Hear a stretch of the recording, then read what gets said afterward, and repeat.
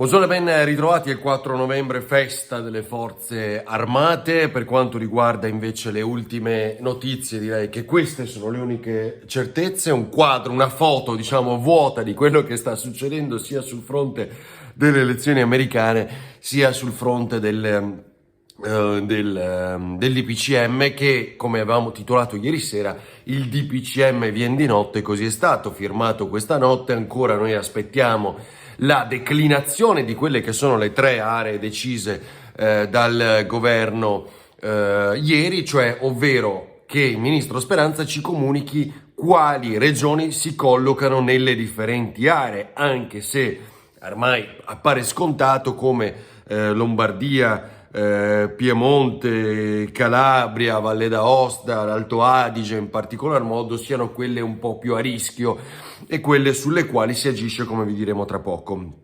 Intanto per tutti vale il coprifuoco alle 22, decisione che è sembrata un po' assurda, soprattutto perché ormai non c'è più niente, e quindi che cosa serve il coprifuoco alle 22? Immagino che sia poi soprattutto per quelli che magari lavorano e finiscono un po' più tardi, poi a loro deve essere consentito di andare a fare la spesa, però comunque coprifuoco alle 22 che vale per tutti. Attenzione, perché comunque ci sono le tre aree cosiddette verde, arancione e rossa. Nella verde dovrebbe esserci il Friuli Venezia Giulia, ma questa declinazione della decisione imposta dal DPCM pare che arrivi nel pomeriggio. Questa mattina, tra poco, alle 12:30, c'è Luca Zaia sempre in diretta, magari qualcosa in più ci potrà dire, lo seguiremo. Però mentre il Friuli Venezia Giulia sembra più certo di avere il semaforo verde, il Veneto è in bilico tra il verde e l'arancione, quindi si dice che addirittura alcune aree del Veneto possono essere arancioni con restrizioni maggiori rispetto ad altre. È inutile farvi vedere i titoli dei giornali, questo è il Gazzettino, i nuovi divieti, ma è caos regioni. È così perché poi ieri sera l'abbiamo seguito in diretta durante Ring, abbiamo vissuto questo cambio di minuto in minuto, con appunto le regioni ancora una volta ad arrabbiarsi, e sembrava prima il solito scaricabarile, quindi con questa lettera il vertice del pomeriggio delle 3 poi spostato alle 5, allora il governo spiega alle regioni qual è il DPCM, le regioni si riservano di discuterlo, di approfondirlo, poi nella tarda sera, alle 10, 9 e mezza, 10, comincia ad arrivare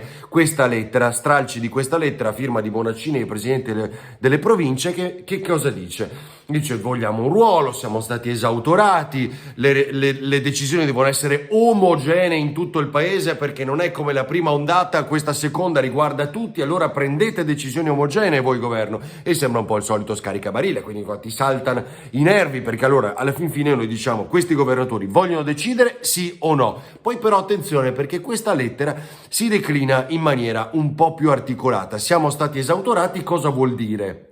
E chiedono ristori immediati, e addirittura Fedriga, governatore del Friuli Venezia Giulia, dice: qualora il DPCM dovesse entrare in vigore in modo in cui ci è stato presentato, oltre ai ristori già previsti dal governo, chiediamo che le categorie penalizzate dal provvedimento siano esentate dal versamento delle imposte dovute sia per il 2020 che per il 2021, cioè niente tasse. E c'è questo scontro, ma lo scontro alla fine riusciamo a capire.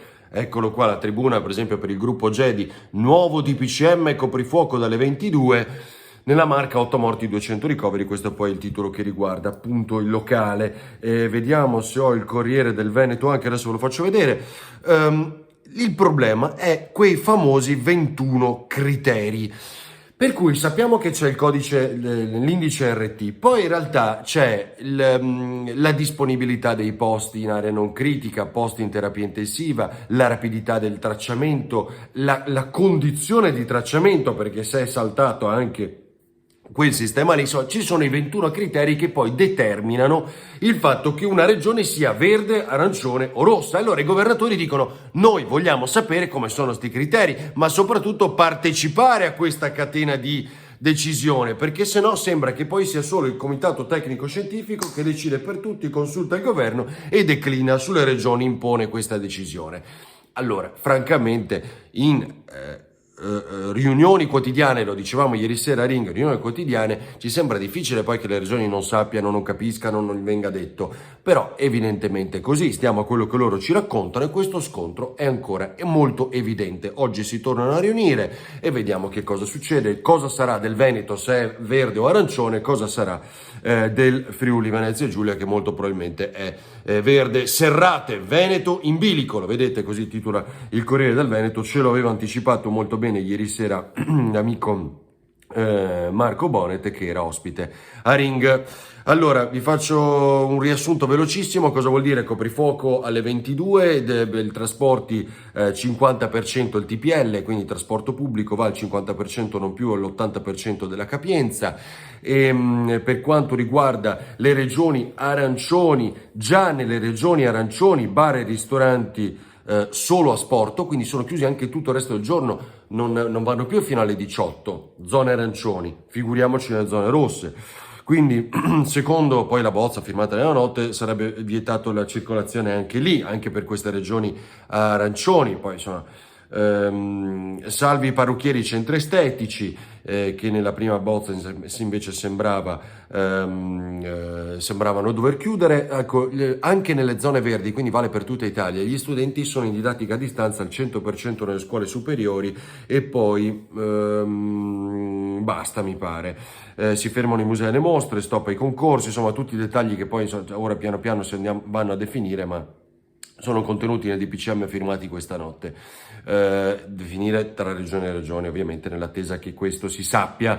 Didattica a distanza nelle zone rosse, eccolo qua, quindi non solo il 100% delle scuole medie, già delle superiori, già dalle seconde medie in su c'è la didattica a distanza. Stop alle attività non essenziali, parrucchieri restano aperti, però abbiamo detto, resteranno chiusi bar, ristoranti, pub, pasticcerie, estetisti, barbieri, tutti i negozi, no, i parrucchieri no, i barbieri no, i negozi che non vendono beni essenziali. Quasi dicono i barbieri chiusi ma i parrucchieri aperti. Questo è uno svarione di Repubblica nel quale sono caduto anch'io nel leggerlo. Didattica a distanza dalla media, mobilità, sono vietati gli spostamenti delle regioni in entrata e in uscita e anche quelli all'interno del territorio, salvo comprovate esigenze lavorative, di salute o legate a accompagnamenti dei figli a scuola. La dizione comprovate dovrebbe condurre alla necessità di un modulo di autocertificazione, del quale mi pare che non si parli tra l'altro in questa DPCM, ma che dovrebbe arrivare.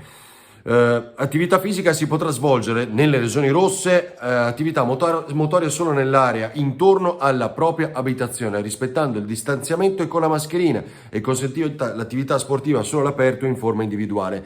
Insomma, è una giornata in cui mi sono svegliato chiaramente più rincoglionito del solito, immagino che si capisca, ma perché tra elezioni americane, dopo Ring, elezioni americane e appunto questo DPCM che è stato firmato, è andata un po' lunga la notte, fino alle 3-4 abbiamo seguito un po' che cosa succede. Intanto Biden 244 grandi elettori, 217 Trump in questo momento, già pronto ad andare alla Corte Suprema, l'ha detto, perché Biden dice io sono verso la vittoria, Trump è in atto una frode, andremo alla Corte Suprema. Intanto Twitter lo ha segnalato, è successo veramente di tutto in questa notte. Una cosa di certo non è successa, la valanga democratica. Quindi Trump, che per molti era naturalmente rieletto dopo questi 4 anni, travolto da un virus che ha oggettivamente gestito malissimo, in bilico questa elezione, ma non c'è stato quella vittoria o quella valanga appunto democratica che si poteva immaginare.